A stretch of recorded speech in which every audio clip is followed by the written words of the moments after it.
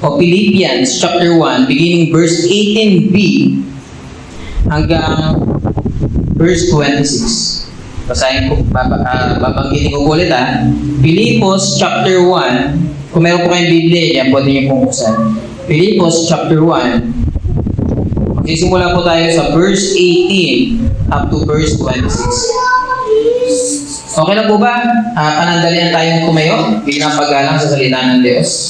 Basahin ko lang po ito. Sabi dito, sabi ng banal na kasulatan, ayon kay Apostol Paul, liham niya sa mga taga-Pilipos. Ito ang pagkasabi niya. Ang isa ko pang ikinagagalak ay ang pag-asang muli akong makakalaya sa magitan ng inyong mga panalangin at sa tulong ng Espiritu ni Jesucristo. Ang aking pinakananais at inaasahan ay ang hindi ako mapahiya sa anumang bagay, kundi sa lahat ng panahon ay buong tapang kong maparangalan si Kristo sa buhay o kamatayan man. Verse 21, sapagkat para sa akin, si Kristo ang aking buhay, at kahit kamatayan ay pakinabang. Ngunit kapag ako'y nanatiling buhay, ito ay kapakipakinabang din, sapagkat ako'y makakagawa pa ng mabubuting bagay. Hindi ko malaman kung alin ang aking pipiliin. May pagtatalo sa loob ko, gusto ko nang pumanaw sa mundong ito, upang makapiling si Kristo, sapagkat ito ang lalong mabuti para sa akin. Ngunit alang-alang sa inyo, mas kailangan pang manatili ako sa buhay na ito. Verse 25. Dahil dito, natitiyak kong ako'y mabubuhay pa at makakasama ninyo sa lahat upang matulungan kayo magpatuloy ng may kagalakan sa inyong pananalig sa Panginoon. Kung magkagayon, lalo ninyo akong ipagmamalaki at lalo ninyong pupurihin si Kristo Jesus dahil sa aking pagbabalik sa inyo. So, panandalian po tayong mag-pray. Amin, dakilang Diyos, Lord, salamat sa iyong mga salita. Dalangin namin ang iyong Santong Espiritu ang patuloy na kumito sa amin, magmuna sa amin, ang siyang magbigay sa amin ng kaliwanagan sa iyong mga salita. At hindi lang namin ito lubos na maunawaan, maintindihan, hindi Panginoon, may isagawa namin Panginoon dito sa aming buhay. Buhay pananampalataya. Sa pangalan ni Jesus, Amen and Amen. Pwede na po tayo magupo. Ang title or titulo ng ating pag-aaralan ay may pamagat na Departure to Joy. Departure to Joy. Or paglisan tungo sa kagalakan. So, isa sa mga nakakalungkot ng part ng buhay natin ay ang mga tao o may mga tao na aalis. Diba? Nakakalungkot yan. Na may mga taong naging parte na ng buhay natin, tapos bigla silang mawawala, bigla silang aalis o maglalaho. At mahirap yun. Tama? Masakit yun. Kaya nga yung mga hiwalayan, mahirap yun. Ayaw natin, di ba? Nalulungkot tayo kapag may nabalitaan tayong mga hiwalayan. Dahil hindi maganda yun. At wala tayong nakikitang kagalakan. Pag ang usapan ay hiwalayan. Mayroong paghihiwalay ng mga magkaibigan. Dati mong kaibigan, umalis na. O dati mong kaibigan, naging kahoy mo. Yung mga hiwalayan ng mga magkarelasyon. Mga mag-asawa. Di ba ayaw natin makarinig ng gano'n? At meron namang hiwalayan na maghihiwalay lang. Katulad yung mga magtatrabaho sa ibang bansa. Diba? Yung mga mag-asawa. Tapos nag-asawa, tapos dahil nga sa ibang bansa nagtatrabaho, maghihiwalay, at nakakaloko naman. Kaya kapag yung mga kabataan, kinakausap ko kung mag-a-abroad kayo, sana mag-abroad kayo, huwag pang habang buhay. Kasi di ba may mga nag-abroad na para pabalik-balik na lang. Tapos yung mga anak nila, hindi nila naalagaan. Di ba, hindi man sila nasilayan. At ang pinakamabigat na paghihiwalay ay, wala na mas bibigat dito, kamatay. Alam niyo po ba na ang ibig sabihin ng death sa Biblia ay separation? Paghihiwalay. Kaya kala kasi natin, pag sinabing death, ito ay cease to exist, ibig sabihin yung parang mawawala ka ng parang mula. Pero sa Biblia po, ang ibig sabihin sa Bible ng death ay separation. Kaya di ba meron dalawang klase death? Yung first death, yung separation ng katawan mo sa kaluluwa mo. First separation yun. Second death, yung kaluluwa mo may hiwalay sa Diyos, sa pagpapala ng Diyos. So, sa ating kultura, sa ating kinagisnan, di ba wala tayong nakikita ng positibo kapag ang usapan kamatayan? Tama? Pero, bilang isang mananampalataya, lalong ang dapat nating makita ay ang magandang aspeto ng kamatayan. Katulad nga sinabi ko kanina, kapag ang usapan patay, wala tayong negatibo. Ano ba naman yan, Pastor? Bakit yan ang topic mo? Ito yung nakasulat sa Biblia. Dinadaanan natin, di ba, verse by verse, di ba? Nag-start tayo sa verse 1, ngayon, nasa verse 18 na tayo. So, katulad na sinabi ko kanina, bilang isang mananampalataya, dapat kahit sa kamatayan, dahil mananampalataya na tayo, makita natin yung magandang aspeto ng kamatayan. Ha? Meron palang magandang aspeto ang kamatayan. Sa mga mananampalataya, sa mga nananalig kay Kristo, may magandang aspeto ang kamatayan. Pero sa mga hindi nananampalataya, times 2 ang kalungkutan para sa kanila. Dahil una, nahiwalay na sila sa kamag-anak nila. Pangalawa, may hiwalay pa sila sa Diyos. At mapupunta sila sa impyerno. Pero sa ating mga mananampalataya, may positibong dulot ang kamatayan. Okay? Kaya nga sabi ni Paul sa verse 21, sabi niya doon sapagkat para sa akin si Kristo ang aking buhay at kahit kamatayan ay pakinabang. Kumbaga, sinasabi ni Paul na kung haharapin man niya ang kamatayan, para sa kanya, blessed pa din yun.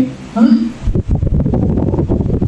Kaya ang question natin, bakit gano'n ang attitude ni Paul tungo sa kamatayan?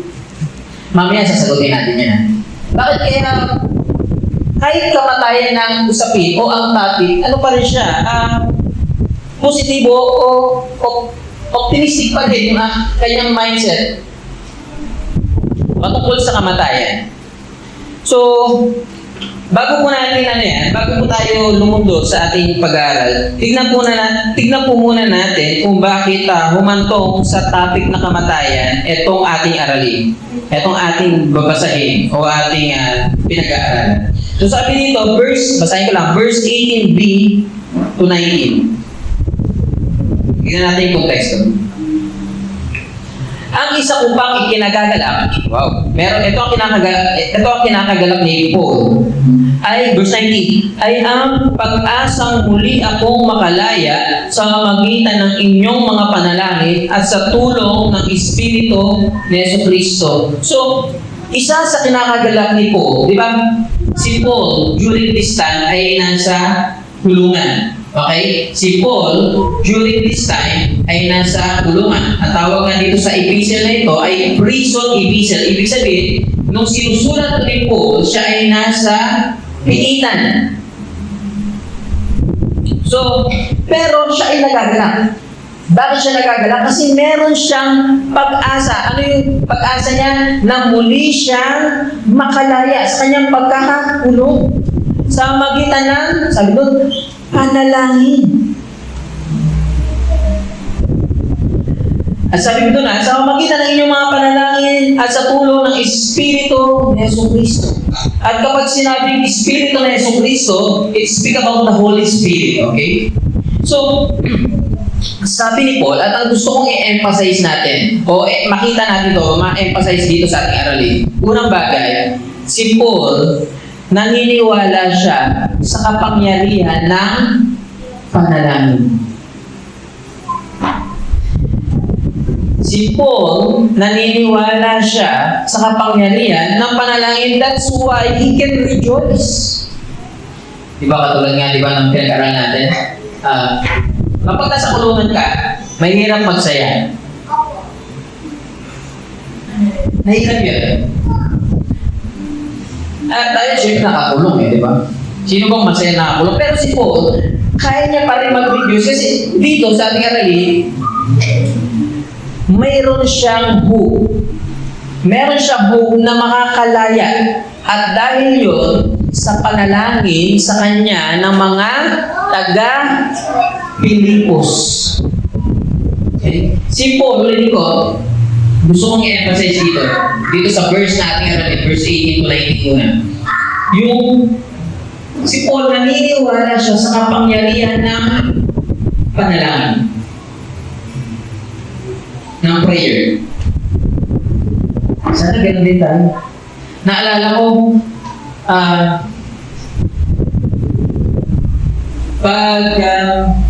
merong mga mananampalataya na, Pastor, pag-pray mo siya, bakit? Masakit yung ulo, may sipon. Pag-pray mo kasi, simpleng sakit rin. Pero pag cancer, hindi, doktor na natin. Wala naman masama doon. Pero, bilang isang mananampalataya, ano ba yung kapangyarihan ba ng Diyos? Pang sipon lang, pang ubo lang, pang headache lang. Dapat, bilang isang believers, dapat nananalig tayo at naniniwala tayo sa kapangyarihan ng panalangin. Alam niyo ba, kaya yung mga ibang mananampalataya, hindi sila ganun talagang sincere, hindi sila ganun ka-eager mag-pray, kasi hindi sila naniniwala, hindi sila talagang naniniwala, nananalig sa kapangyarihan ng panalangin.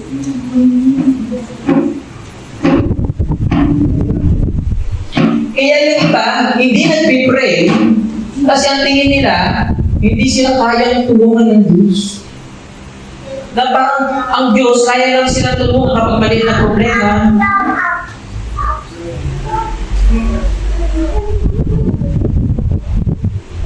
Kaya, kung ano man yung ating mga dinadanas na mga pighati, dapat tayo ay nananalangin.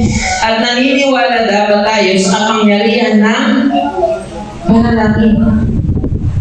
At kung naniniwala ka sa kapangyarihan ng panalangin, dapat ikaw ay mananalangin. Naniniwala ka.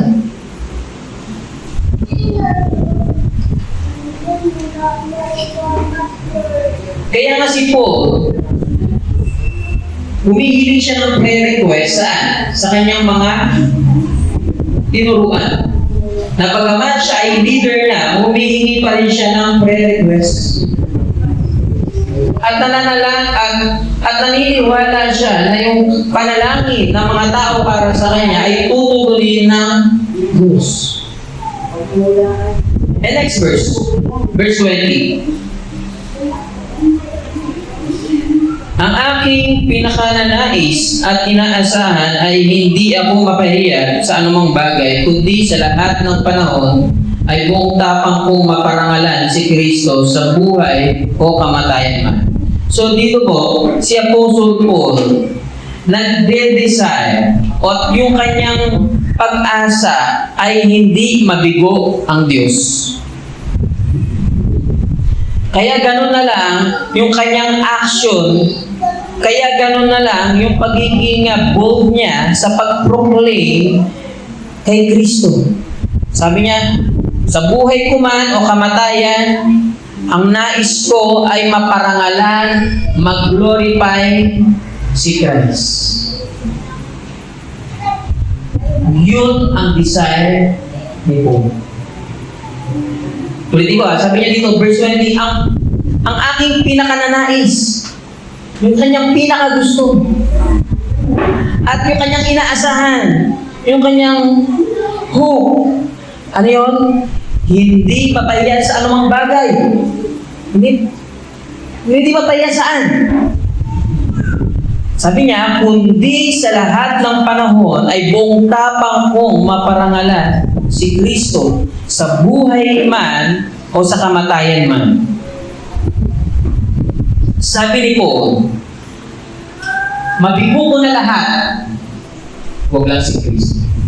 Huwag lang ang Diyos.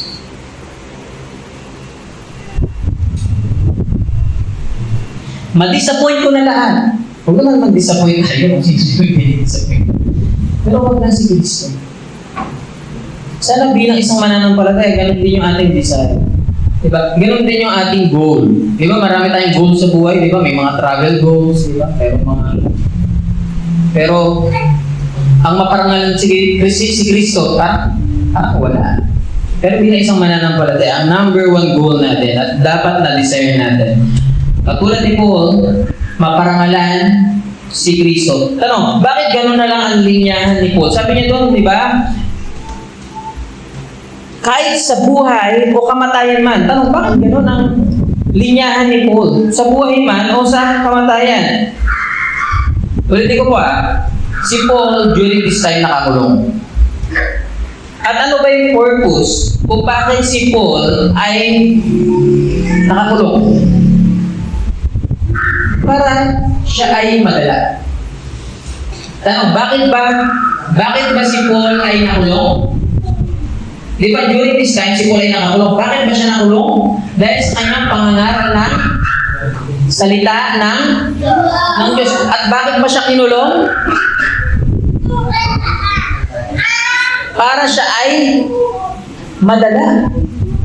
Sa ganon, hindi na siya mangaral ng salita ng Diyos. Di ba, ang mga kinukulong, kaya sila kinukulong, dinadala sila. Halimbawa, yung mga adik, kinukulong yung mga adik para ano? Para maranasan niya yung hirap ng kulungan at sa ganon, hindi na siya ulit mag-adik. Kaya nga di ba dinadala, kinukulong. Si Paul, kaya siya nakulong dahil sa kanyang pangangaral ng kanyang mabuting balita ni Kristo at ang purpose ng kanyang pagkakakulong ay para siya ay madala at huwag nang mag-share ng word of God.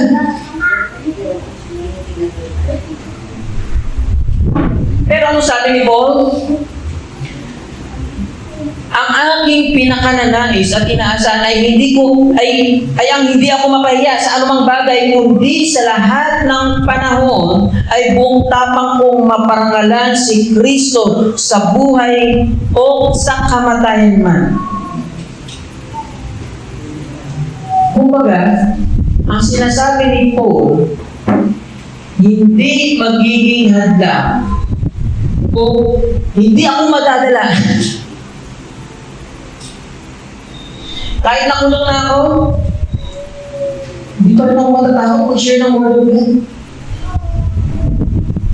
Kasi kung ikaw nila sa kalagayan ni Paul at nakulong ka sa pag-share ng word of God, matadalaman ko ba? Ayoko na mag-share, ayoko na makulong, ang hirap sa kulungan. Pero sabi ni Paul, sa buhay man o kamatayan,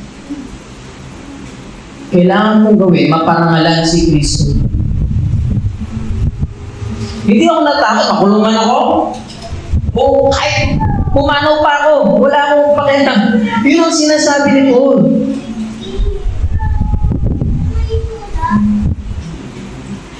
Kaya nga sabi niya sa verse 21, sabi niya dito, verse 21, sapagkat para sa akin, sabi niya, for me, si Kristo ang aking buhay, kahit kamatayan ay pakinabang.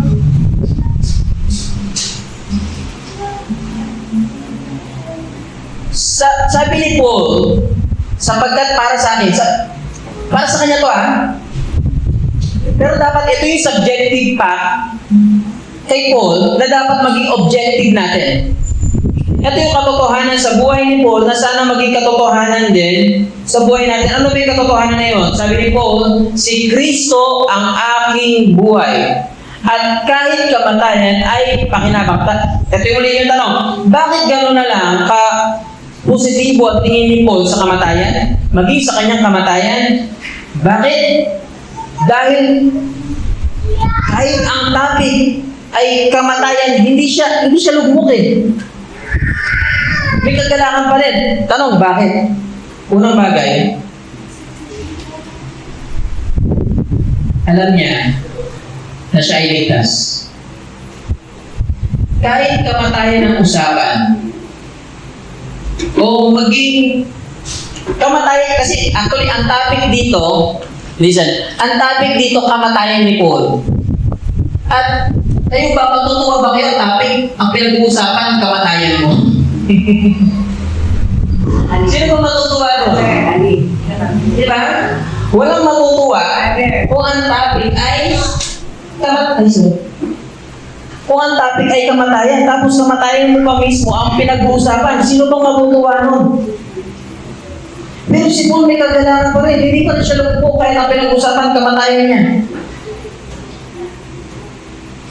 Na-experience nyo na ba yung pag-usapan ng kamatayan nyo? Hindi pa naman siguro, di ba? Pero si Paul, yun ang topic dito. Yung kanyang departure, yung kanyang paglisan. Pero hindi siya lubog. Bakit? Unang bagay, ito lang sinabi ko kanina. Alam niya na siya ay ligtas. Ang mga taong ligtas, ang mga taong totoong saved, yung mga taong pupunta sa langit, kahit kamatayan. Hindi sa sinasabi kung hindi dapat tayo matakot na mamatay. Hindi tayo masyadong negatibo pagdating sa kamatayan. Bakit? Alam natin kapag tayo pumanaw, sa langit tayo. Diba? At kapag nasa langit na tayo, syempre nandun na ang Panginoon. Kaya nga, si Paul, bilang isang mananampalataya, hindi ganun negatibo ang tingin niya masyado saan? Sa kamatayan. Bakit alam niya, pag namatay siya, sa langit siya. Pero ikaw, kung hindi ka sigurado na sa langit ka pumunta, kapag ang usapan kamatayan, matatakot ka. Tama? Ayoko munang mamatay. Kapag namatay ako, sa impyerno ako pupunta. Pero si Paul, kaya ganun na lang, positibo ang tingin niya, maging sa kamatayan, kasi alam niya, kahit siya ay pumanaw, sa langit siya pupunta. Asa na gano'n din tayo, may gano'n din tayong attitude. Na okay, pumanaw ako, pero alam ko, pag pumanaw ako, makakasama ko ang Diyos. Sa langit ako pupunta. Ito pangalawang bagay. Bakit gano'n na lang positibo ang tingin ni Paul sa kamatayan? He is sold out with Christ. Basahin ko, verse 20. Si Kristo ang aking buhay. 21 pa ba? Ulitin ko. Si Kristo ang aking buhay, kahit kamatayan ay pakinabang. Sabi ni Paul, kaya gano'n na lang, hindi masyadong negatibo ang tingin niya sa kamatayan. Bagamat, yes, may negative side ng kamatayan. Okay? Pero hindi niya gano'n talaga nakikita yung negative side ng kamatayan. Bakit? Sold out siya kay Christ. Paano sold out? Alam niyo po ba? Di ba may mga tao na sold out sila sa kanilang profession? Naalala ko, merong isang doktor. At itong doktor na ito, ay, yung doktor na ito magaling ha, hindi ito yung doktor na doktor kwakwa. Hindi ito yung doktor na pag nagpagamot ka, matadagdagan yung sakit mo. Yung niresetang gamot, kasi may mga ganong doktor, di ba? Pag niresetang ng gamot, yung isang mong sakit magiging 5. Di ba? Hindi ka pa maraming gamot, di ba? Business. So, merong isang doktor na mahusay na doktor na pinili niya na maging doktor, hindi sa syudad. Kasi kung ikaw doktor, at kung mukha ka sa lapi, pipiliin mo maging doktor, saan siya sa syudad? Kung malaki yung sahod sa mga private hospital, kung may magtatayo ka ng clinic. Ito, Naging doktor siya saan? Sa probinsya. At itong doktor na ito, hindi siya nakatingin talaga doon sa sahod. Bagamat siya ay isang mahusay na doktor. At ito pa ang kagandahan sa kanya. Pumupunta pa siya sa mga bundok para yung mga tribal people ma-meet yung kanilang medical needs nang walang bayad. Okay? Imagine that. May mga taong sold out sa kanilang profession. Di ba ganun din may mga ibang mga teacher na dahil nga mahal nila yung grupo nila o yung kanilang ethnic tribe o grupo, ay pwede sila magturo sa syudad, mas ginugusto pa nila magturo sa bundok na kung saan tatawid ng mga ilang mga sapa, ilog.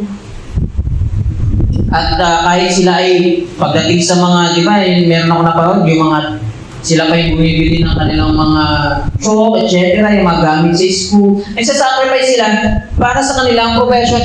At itong mga tao na to, sold out sila sa kanilang profession.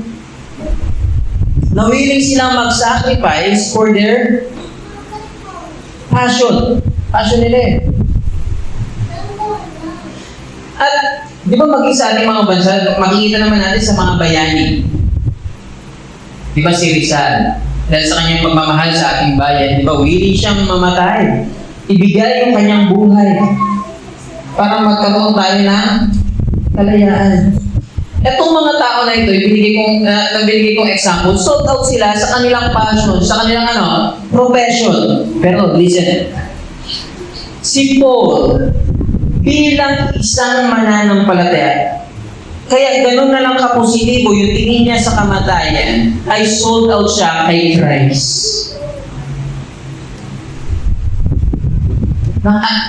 Na hindi siya concerned kung ano man yung mangyari sa kanya. Sabi niya maging sa buhay man o sa kamatayan, ang gusto ko maparangalan si Kristo. Kahit mahirap man, maglilingkod pa rin. Parang sila tita, actually sila tita Rosie, hindi naman sa pagtatasak na galing pa sila sa Antipolo. Antipolo pa. At every Sunday pumupunta dito para magturo ng mga bata. May mga mananampalataya at dapat bilang isang mananampalataya, sold out tayo kay Christ. Ibig sabihin, ano man ang mangyari, gusto kong maparangalan si Kristo. At yun si Paul. Kaya kahit kamatayan ang usapan, hindi siya concerned. Okay? Sabi niya, okay, kung mamatay, patay, makakasama ko si Lord. Ganun ang tingin niya.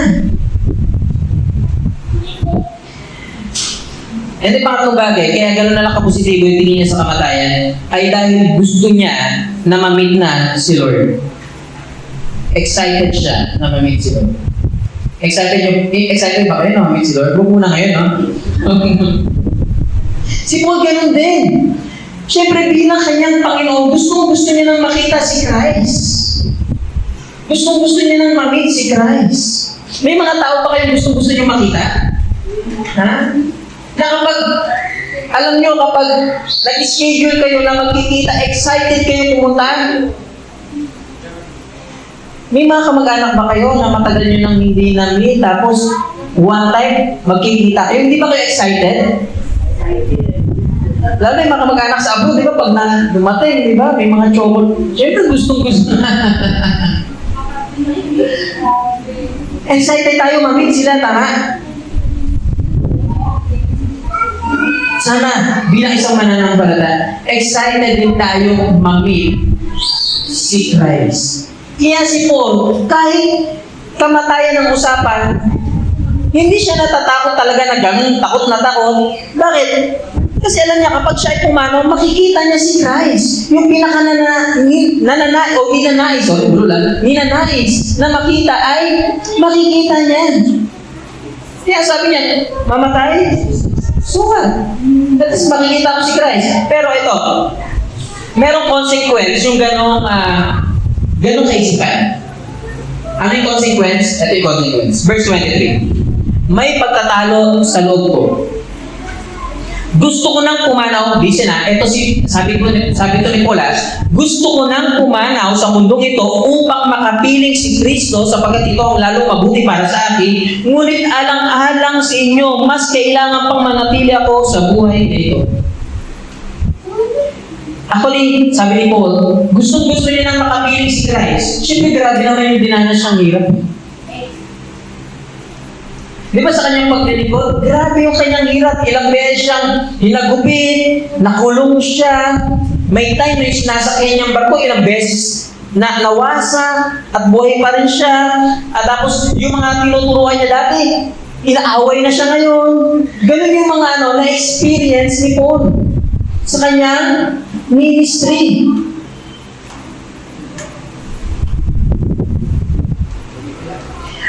Ganon kabigat yung kanyang mga dinanas. Kaya sabi niya, may pagtatalo sa kanyang damdamin. Yung damdamin niya nagtatalo. Sabi niya dito, may pagtatalo sa loob ko.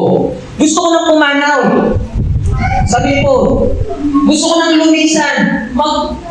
Gusto ko nang badets. Bakit? Kasi pabor para sa kanya eh. Bakit pabor? Upang, sabi niya, upang makapiling si Kristo.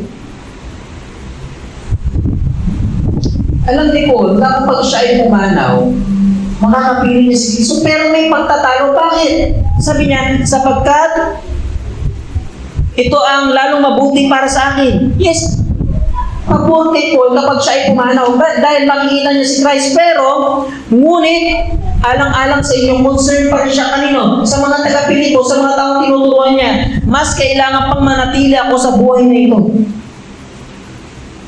Gusto ni Paul na umisa na. Gusto niya nang graduate. Okay? Sa mundo ito. At makapiling na si Christ. Pero hindi iniisip ni Paul ang kanyang sarili. Ang iniisip niya pa rin, yung iba. Sabi ni Paul, mas makakabuti kung ako ay mabubuhay pa. Hindi para sa akin, hindi para sa inyo. Hindi pa rin siya selfish. Ang inisip niya pa rin, hindi sa kapakanan niya. Kasi para sa kanya, kung kuhanin ako ni Lord, okay. Verse 25, tingnan natin. Dahil dito natitiyak kung ako'y mabubuhay pa at makakasama ninyong lahat upang matulungan kayong magpatuloy na may kagalakan sa inyong pananalig sa Panginoon. At anong result nun? Verse 26. Kung gayon, lalo ninyong ipagmamalaki at lalo ninyong pupurihin si Kristo Jesus dahil sa pagbabalik dahil sa aking pagbabalik sa inyo. Sa ating pagtatapos, ito yung gusto mong iwan. Si Paul, yes, gusto niya ng lumisan. May pagtatalo sa loob niya. Okay. May pagtatalo sa loob niya na gusto ko lang makapiling si Lord. Di ba may mga ganun tayo? Pagod na ako. Pag kinuha ko ni Lord, pag sa akin yun. Pero syempre, huwag dapat yung, Lord, kunin mo na ako, pero baka ibang kumuha sa'yo. Hindi dapat. Kaya dapat, di ba, sabi natin, bakit si Paul, gano'n na lang kapositibo? Sa kanyang kamatayan, bakit alam niya, ligtas siya eh. Kung hindi ka ligtas, kung hindi ka sigurado, matatakot ka sa kamatayan. Pero si Paul, hindi siya gano'n talagang takot sa kamatayan. Dahil alam niya na siya ay ligtas, pupunta sa langit. At may mga tayo sa buhay natin bilang isang mananampalataya. Parang gusto natin, Lord, bukuhanin mo ko ng problema, makikita natin. Pero may pagtatalo niya. Anong pagtatalo niya? Kahit gusto na ni Paul na magpahinga, gusto niya parang maglingkod. Para saan? Para matulungan yung mga taga-Pilipos. At anong result nun? Mas mag-glorify si God sa buhay ni Paul. Kapag si Paul ay nanatiling buhay at patuloy na nagturo at nag-share ng Word of God, mas mag-glorify si God sa buhay niyo po. Bagamat gusto niya nang umalis, lumisan, makasama si Lord, pero mas pinili niya pang mag-stay dito sa mundo dito. Sa ganon, marami pa siyang mabahagian ng salita ng Diyos. At mas mag-glorify si God sa kanyang word. Basahin ko rin. Kung magkagayon, lalo ninyong ipagmamalaki, o lalo ninyo akong ipagmamalaki, at lalo ninyong pupurihin si Kristo Jesus dahil sa pagbabalik ko sa inyo. God will be more glorified in the life of all.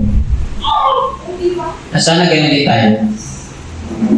Sana sa ating buhay, ang desire natin, mag-glorify si God.